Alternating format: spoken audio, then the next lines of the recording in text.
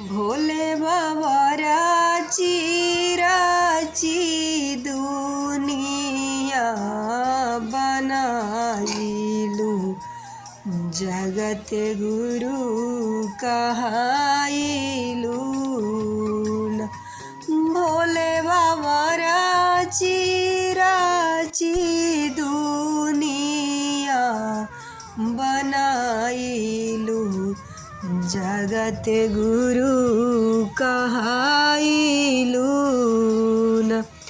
केकरो कोठा पर से कोठा केकरो टूटली माड़ैया, केकरो कोठा पर से कोठा केकरो टूटली माड़ैया, केकरो बाट बिरछी तर दिवसा गमाइलू, जगत गुरु कहाइलू न।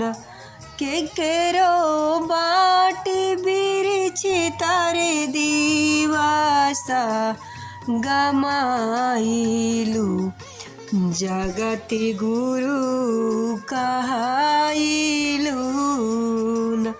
भोले बाबा राची राची दुनिया बनाइलू, जगत गुरु कहाइलू न।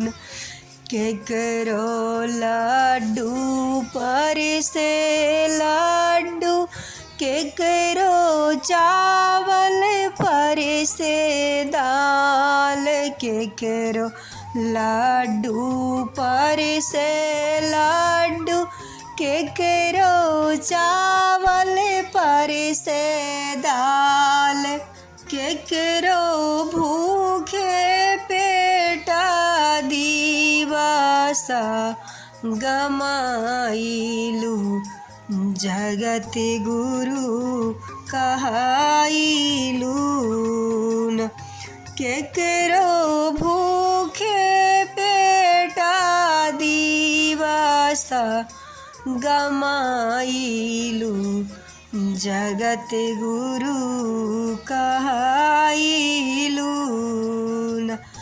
महादानी राची राची दुनिया बनाइलू, जगत गुरु कहाइलू न।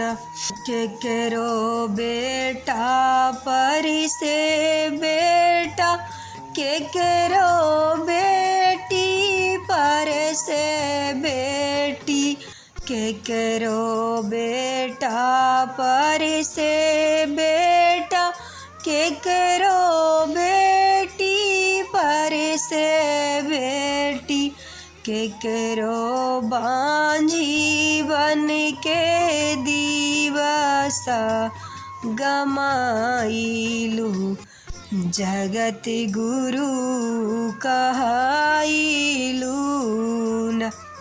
केकरो बांझी बन के दिवसा गमाइलू, जगत गुरु कहाइलू न।